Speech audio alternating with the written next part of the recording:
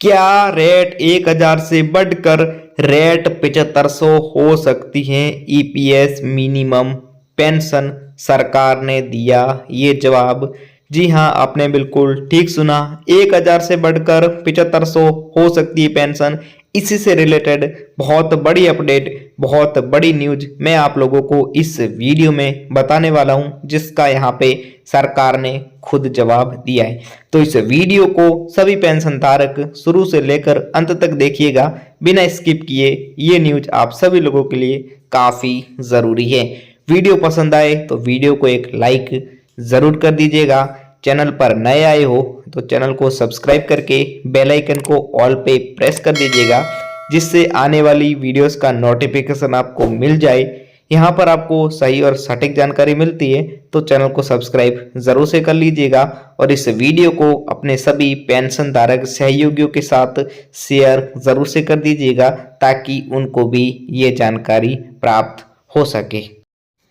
EPS 95 pensioners जो हैं उनका यहाँ पे कहना है, या फिर उन्होंने सरकार के समक्ष जो मांग रखी है वो ये रखी है कि यहाँ पे सरकार के सामने कहा कि 1000 में आज का खर्चा नहीं निकलता, कि जो 1000 रुपये मंथली पेंशन अभी के समय में ईपीएस 95 पेंशन धारकों को मिल रही है वो बहुत ही ज़्यादा कम है, और आज के इस महंगाई के दौर में 1000 रुपये से बिल्कुल भी खर्चा हमारा नहीं निकल रहा है। इस तरीके की मांग पेंशनर्स सरकार के समक्ष रख रहे हैं, और उन्होंने आगे कहा कि इसलिए महंगाई बहुत ज़्यादा बढ़ने के कारण, खर्चे ज़्यादा होने के कारण पेंशन कम से कम 7500 से लेकर 9000 रुपये तक मंथली पेंशन होनी चाहिए, क्योंकि 1000 से खर्चा अभी के समय में चलना संभव नहीं है।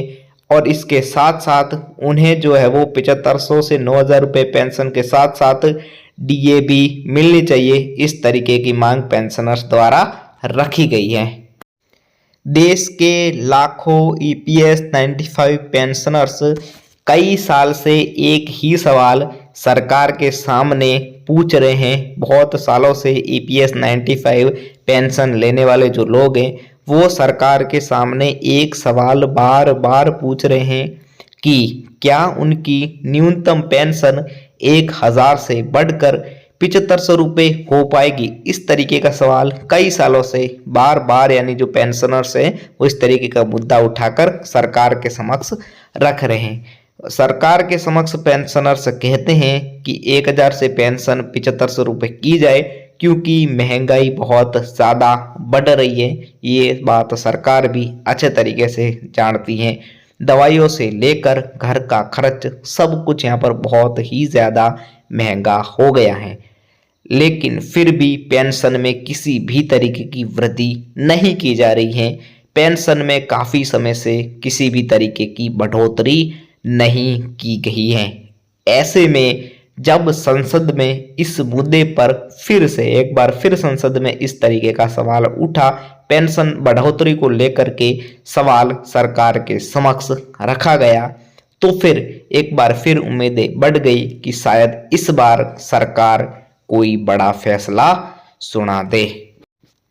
हजारों पेंशनर्स का कहना है कि 1000 में, यानी 1000 रुपये में आज का खर्चा तो बिल्कुल भी चलना संभव नहीं है, क्योंकि हर एक चीज़ की, हर एक सामान खरीदते हैं, दवाइयाँ हो, उन सब का खर्चा बहुत ज़्यादा है, और महंगाई भी बहुत ज़्यादा, दिन ब दिन महंगाई बढ़ रही है। इसीलिए सरकार के समक्ष समय समय पर ईपीएस 95 पेंशनर्स तरह तरह के धरने देते हैं। उसमें सरकार के समक्ष ये मांग रखते हैं, उनसे बार बार अनुरोध करते हैं कि पेंशन जो है उस राशि को 1000 से बढ़ा करके यहाँ पर कम से कम 7500 से लेकर 9000 तक होनी चाहिए। इस तरीके की मांग पेंशनर्स करते आए हैं, और उसके साथ साथ उन्हें डीए भी मिलनी चाहिए। इसी के लिए यहाँ पर आप पेंशनर्स लोगों ने कई तरीके के यहाँ पर प्रदर्शन किए हैं सरकार के समक्ष, और प्रदर्शन करने के साथ साथ इस तरीके के यहाँ पे